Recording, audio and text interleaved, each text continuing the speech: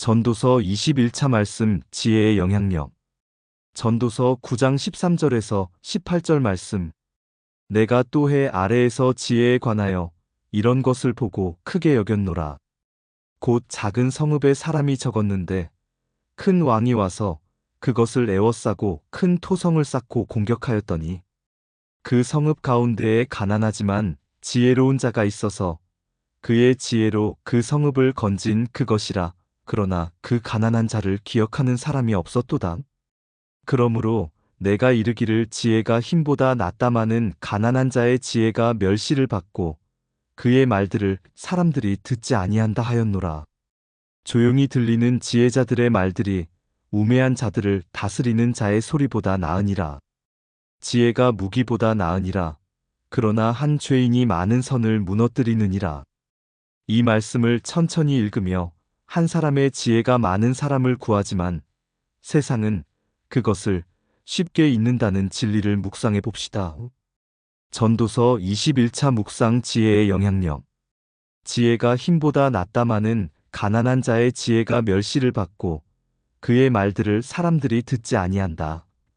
전도서 9장 13절에서 18절 말씀은 지혜의 역설을 보여줍니다.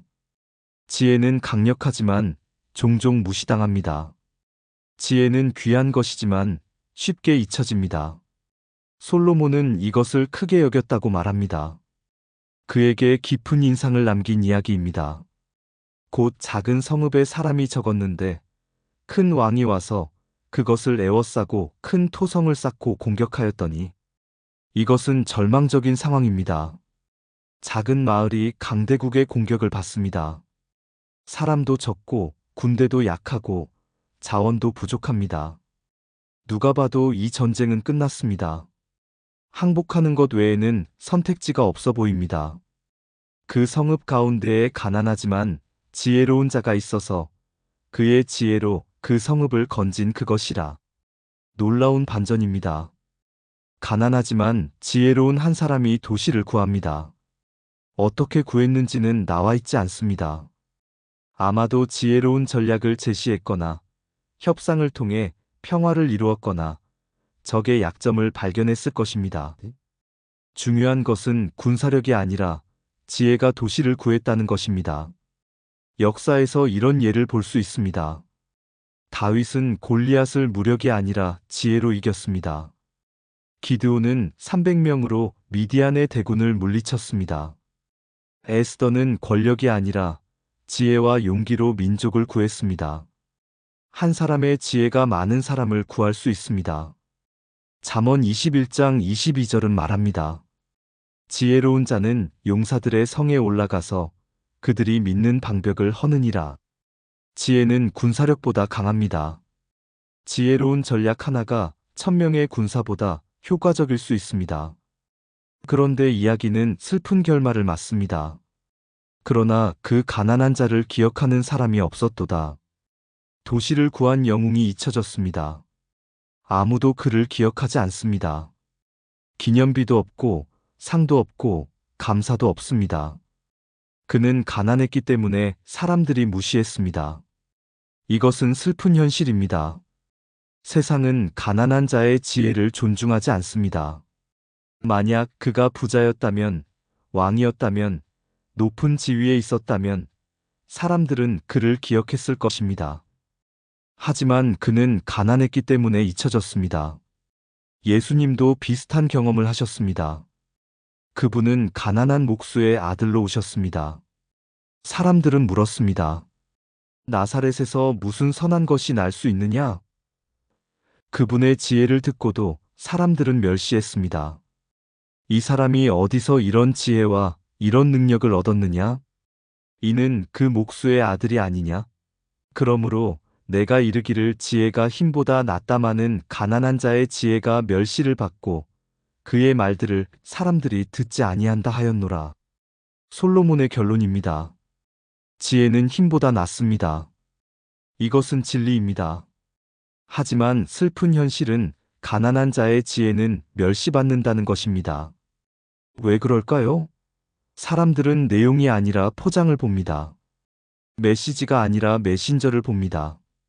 가난한 사람이 지혜로운 말을 해도 내가 뭘 알아? 하며 무시합니다. 하지만 부자나 권력자가 어리석은 말을 해도 사람들은 경청합니다.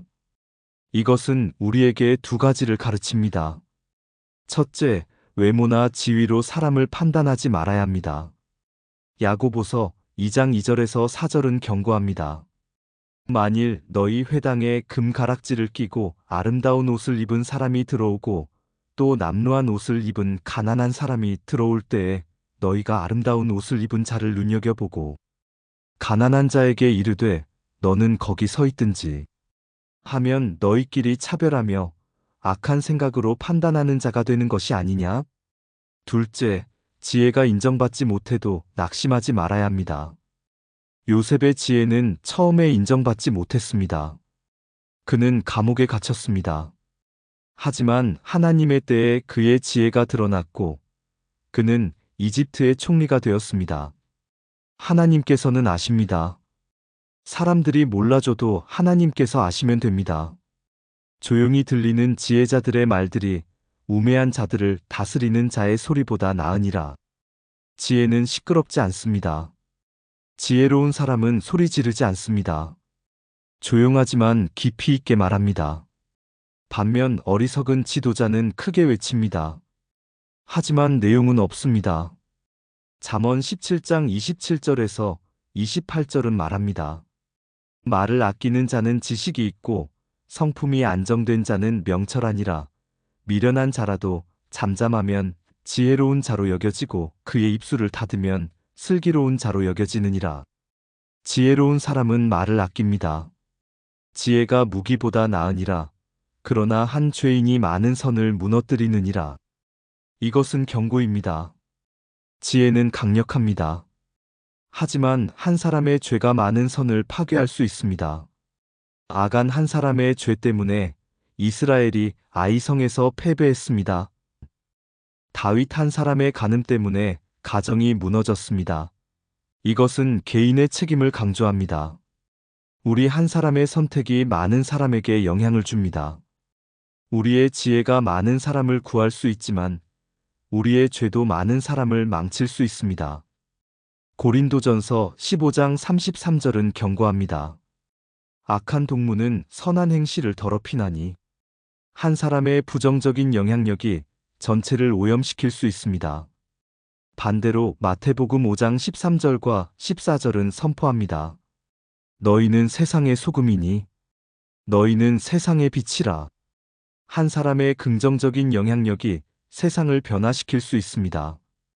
오늘 우리는 무엇을 배웁니까? 첫째, 지혜를 추구합시다.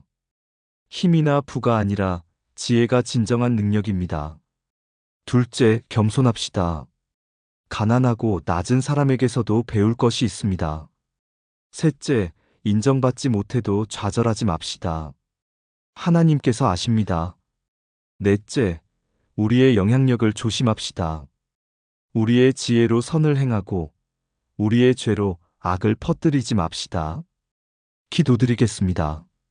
지혜의 근원이신 하나님 아버지, 오늘 지혜가 힘보다 낫다마는 가난한 자의 지혜가 멸시를 받고 그의 말들을 사람들이 듣지 아니한다는 말씀 앞에 섭니다.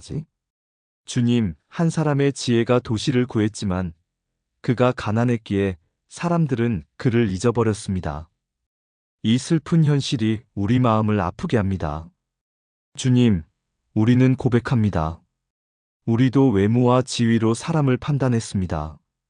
부자의 어리석은 말은 경청하면서 가난한 자의 지혜로운 말은 무시했습니다. 포장을 보고 내용을 보지 않았으며 메신저를 보고 메시지를 듣지 않았습니다. 주님, 이 편견에서 우리를 자유롭게 하소서. 주님, 야고보서의 경고를 기억합니다. 금가락지를 끼고 아름다운 옷을 입은 자를 눈여겨보고 남루한 옷을 입은 가난한 자는 무시하면 차별하는 것입니다. 주님, 우리가 사람을 외모나 지위로 판단하지 않게 하소서. 모든 사람 안에서 주님의 형상을 보게 하시고 가난하고 낮은 자에게서도 배울 수 있는 겸손을 주소서. 주님, 지혜가 인정받지 못해도 낙심하지 않게 하소서. 요셉의 지혜는 처음에 무시당했고 그는 감옥에 갇혔지만 주님의 때에 그의 지혜가 드러났습니다. 예수님도 가난한 목수의 아들로 오셨기에 멸시를 받으셨지만 주님께서는 그분을 높이셨습니다. 주님, 사람들이 인정하지 않아도 주님께서 아시면 충분합니다. 주님, 조용히 들리는 지혜자들의 말들이 우매한 자들을 다스리는 자의 소리보다 낫다는 말씀을 기억합니다. 지혜는 시끄럽지 않습니다. 크게 외치지 않습니다. 조용하지만 깊이 있게 말합니다. 주님, 우리에게 이런 지혜를 주소서. 소리만 크고 내용 없는 말이 아니라 조용하지만 깊이 있는 말을 하게 하소서. 말을 아끼고 생각하며 말하고 의미 있는 말을 하게 하소서. 주님, 지혜가 무기보다 낫다는 진리를 붙잡습니다. 힘과 권력이 아니라 지혜가 진정한 능력입니다. 군사력이 아니라 지혜로운 전략이 승리를 가져옵니다. 주님, 우리에게 세상의 힘이 아니라 하늘의 지혜를 주소서.